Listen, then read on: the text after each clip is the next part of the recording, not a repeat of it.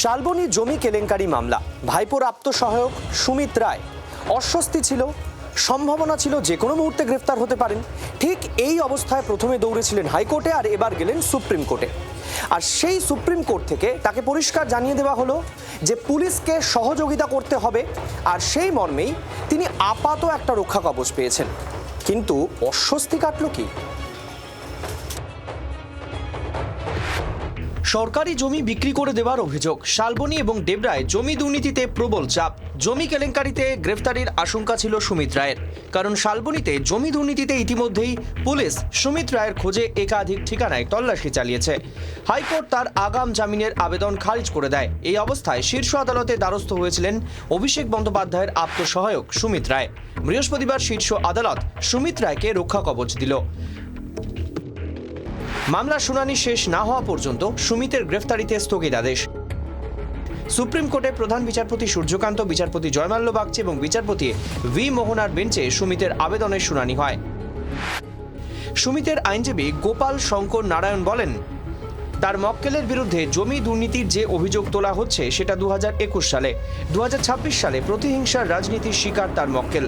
পশ্চিমবঙ্গ সরকারের পক্ষে solicitor general তুষার মেহতা বলেন, সুমিত রায়কে গ্রেফতার করে জিজ্ঞাসাবাদের প্রয়োজন আছে। তিনি আরও বলেন, যখনই পুলিশ সুমিত রায়কে গ্রেফতার করতে গিয়েছে তখনই বাধা দেওয়া হয়েছে, এমনকি প্রাক্তন মুখ্যমন্ত্রী নিজেও বাধা দিয়েছেন। প্রধান বিচারপতি সূর্যকান্ত বলেন, আবেদনকারী তদন্তে সহযোগিতা করবেন, তার গ্রেফতারিতে স্থগিতাদেশ বহাল থাকবে। সুপ্রিম স্বস্তি অভিষেক বন্দ্যোপাধ্যায়ের পিএ সুমিত রায়ের। সুপ্রিম কোর্টের ডিভিশন বেঞ্চ স্পষ্ট করে বলে দিল সম্পূর্ণ তদন্ত সহযোগিতা করবেন। জিজ্ঞাসাবাদের সময় তার সঙ্গে কোনো আইনজীবী বা কেউ থাকবে না। এ নিয়ে আমাদের বলার কি আছে? শর্ত সাপেক্ষে রক্ষা কবচ পেয়েছেন, কিন্তু এই রক্ষা কবচ পাওয়ার জন্য দৌড়দৌড়ি করতে হলো কেন? কি এমন কাজ করেছিলেন যে সবসময় পুলিশে ধরে নেবে এরকম ভয় আছে? সেটা নিয়েও ভাবতে হবে।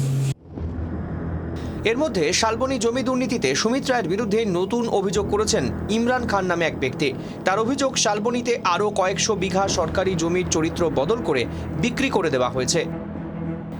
দুর্নীতি করে বিক্রি করা এই সরকারি জমিতে এখন পেট্রোল পাম্প, হোটেল ইত্যাদি রয়েছে। শালবনী জমি কেলেঙ্কারি মামলায় আরো বিপাকে পড়েছে অভিষেক বন্দ্যোপাধ্যায় সুমিত রায়। তোমার যে অভিযোগকারী রয়েছেন শেখ ইমরান, তিনি কিন্তু অভিযোগ করছেন এই যে একটি হোটেল রয়েছে, বড় হোটেল, পাশাপাশি একটা দেখাতে বলবো একটা বড় হোটেল এবং পাশাপাশি একটা পেট্রোল পাম্প রয়েছে।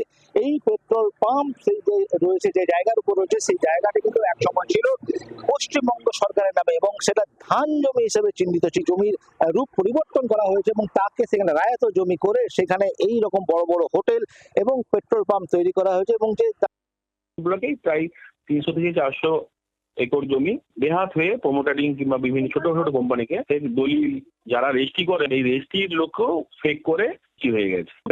ভূমিকাটা জেলা থেকে ব্লক পর্যন্ত পৌঁছে গেছিল এবং ম্যান টু ম্যান ফোন করে বলাও হতো, বিভিন্নভাবে প্রশাসন দিকেও চাপ দেওয়া হতো।